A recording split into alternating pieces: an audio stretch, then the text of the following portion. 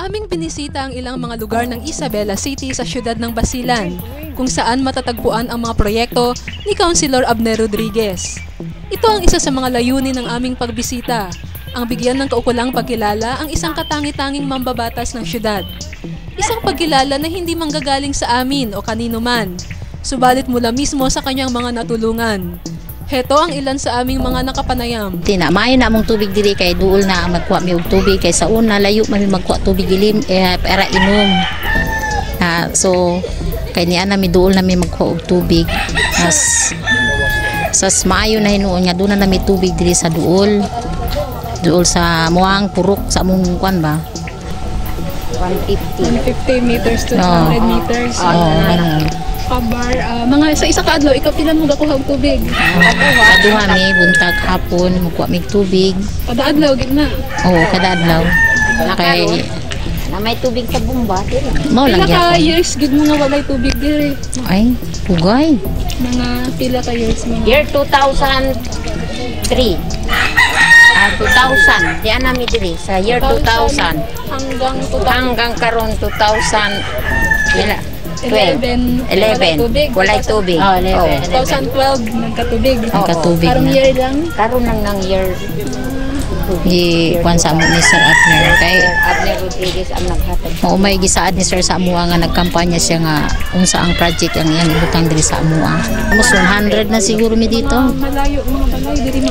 Diri na lang, diri mi sa aming purok. Asa yung purok? Oo, purok gumamela sa pag-inom, sa pagkuan luto ng kanin. Yan lang. Kanin. Kami maglaban, malito. Maghugas lang kami, magkuha kami ng hugas. Ay hugas ng yung hugas namin ng plato diyan kami sa river maghuhugas. Importante talaga dito sa amin yan, tubig. Talaga. Ang tubig talaga ang ano namin dito sa kasi yung mainom, yung problema talaga sa mainom. Doon naman. Doon na ang tubig. Dali na lang ang Dali na ang trabaho kay doon naman ang tubig. Ngayon, nandito na ang tubig. Eh, napasalamat kami ni Sir Abner kasi siya ang nakatulong sa amin sa tubig. Maliliit lang daw po itong project na binibigay sa inyo eh. Maliit lang daw sabi ng Eh, mas malaki na yun sa amin. Yung tubig lang, malaki pa yung tulong na namin sa amin ni Sir Abner. Meron pa bang ibang tumulong sa inyo rito na mas malaki pa sa tingin ni Sir Abner? Lahat, si Sir lang yan ang nag-ano namin dito. wala na. Mayroon, pero wala naman siya ngayon, di naman May mga konsehal. nangako na po ba Wala na siya, hindi natupad. tutulong? Bilis ang tupad ni si Sir Abner, bilis ang sabi ni Sir Abner, ano niya, magawa siya dito ng project. Sabi niya, hintay-hintay ninyo. Pag nirelease niya yung yung water pump, problema namin Sir, ganito, automatic si Sir. Project niyan gihatag sa amo atiri kung ba abot ang piyesta, iyahatanan ang sponsor. Siya yun tanan sa amo ang maghatag sa amo ang tabang mag-sponsor siya sa amo sa among piyesta.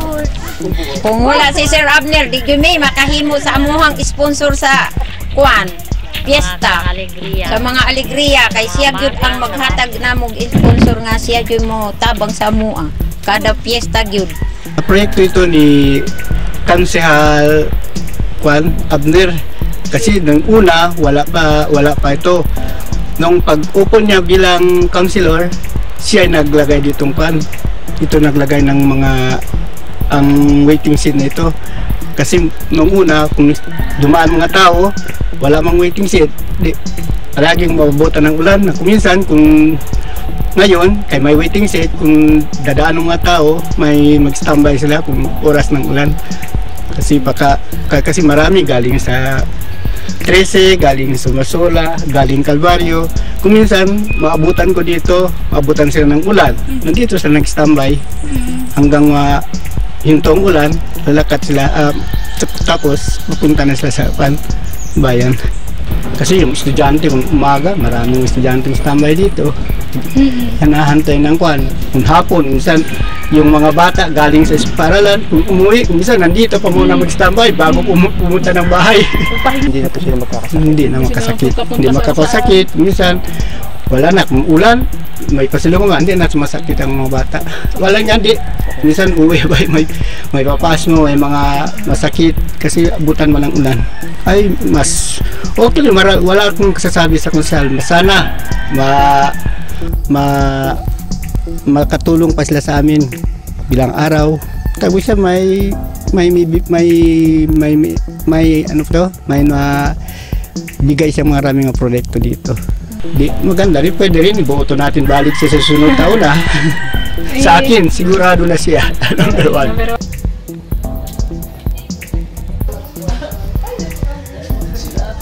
Bale, matagal na naming plano tong Women's Center na wala kaming mahingian kung kanino po pwede.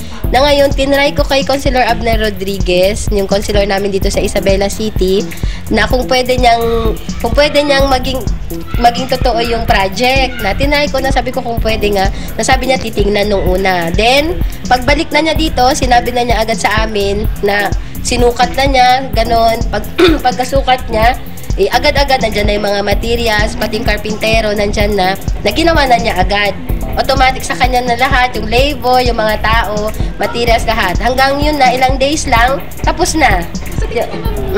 Magkano pa kaya ito? Siguro mga nasa 20 kasi may semento, may hollow blocks, yung plywood, plus yung mga pintura, yung paint.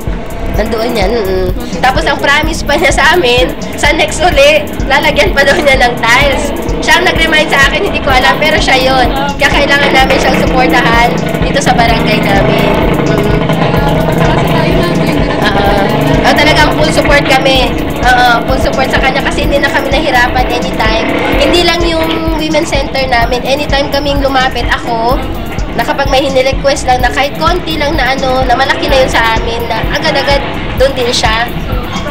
Approachable talaga, isang text lang, magre-reply din agad, tapos tatawag pa. Ano masasabi niyo ngayon, ma'am, sa project? Yung project niya talagang malaking tulong din dito sa mga women's ng Aguada. Kasi noon pa pala wala yan silang women's center. Kaya parang tambakan lang itong yung site kung saan niya tinayo yung women's center namin. Kaya yun yung pagkaupo ko rin, kasi first term ko rin ngayon, nung nag-request ako, kaya kailangan talaga, sabi ko meron sila para istakan din ng mga gamit ng mga women's dito sa Aguada. Meron silang parang livelihood. Nagre-request din kami kung kanino pa nga pwedeng humingi ng livelihood. Diyan din nila ginagawa yung lahat. Tsaka inaano ko pa kung saan na napunta yung mga gamit ata nila noong PASPA. Ayoko na rin dahil hindi ko pa man yun. Hindi pa ako yung hawak sa kanila. Hindi pa ako yung kapitan dito.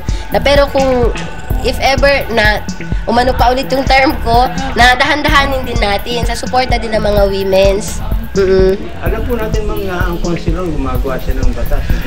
Yung women's po? Hindi po, si councilor. Gumagawa din. Marami din. Mga legislation, di po ba? Opo.